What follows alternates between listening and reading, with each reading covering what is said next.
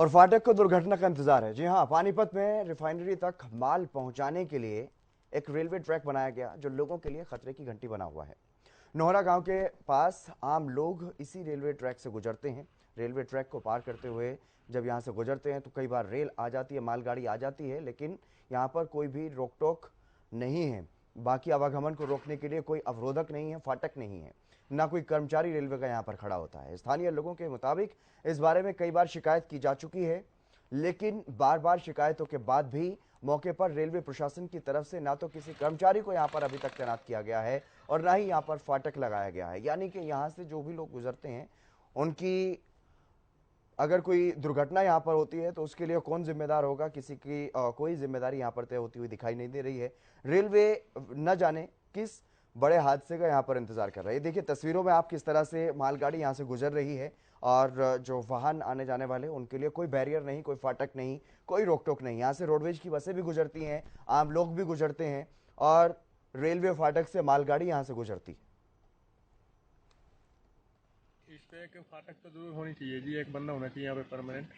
जब भी गाड़ी आए तो वो कम से कम उसको इंडेक्स दे दे। तो शायद रिफाइनरी से पानीपत जाती है। रिफाइनरी से पानीपत ट्रेन तो आती है इस पर? ट्रेन तो वो माल जाती है ना, आती है? सवारी नहीं आती, नहीं आती जो तो माल फिर ले जाते हैं आज जाते हैं वही आती है। हादसा हो भी सकता है। हो भी सकता है, रात से का नहीं होता तो ये फाटक गड्ढे होना चाहिए। फाटक होना चाहिए। हादसा और अनहोनी कभी भी किसी को पूछकर नहीं आते।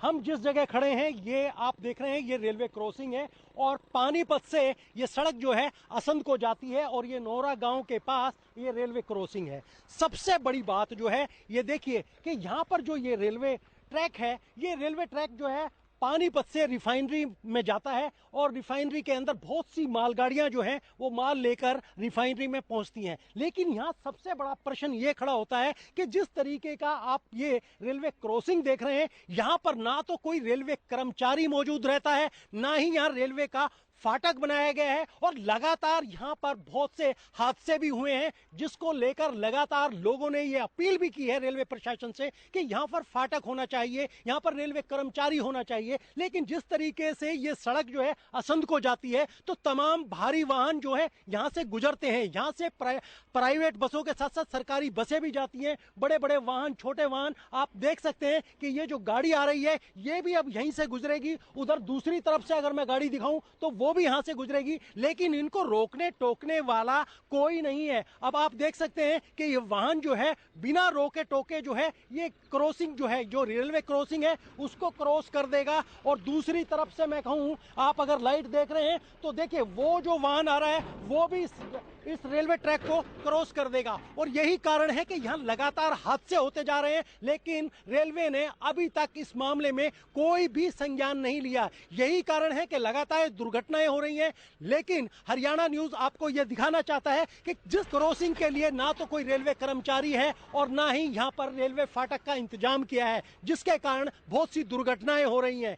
हरियाणा न्यूज ये अपील करता है रेलवे प्रशासन से, या तो यहां पर जो है कोई रेलवे कर्मचारी होना चाहिए या यहां पर फाटक का इंतजाम होना चाहिए, ताकि आने जाने वाले वाहनों को रोका जा सके और हादसों को नियंत्रित किया जा सके। जितेंद्र शर्मा, हरियाणा न्यूज, पानीपत। तो आपने देखा किस तरह से वहां पर हादसों को न्योता दे रहा है ये रेलवे ट्रैक, ये रेलवे फाटक।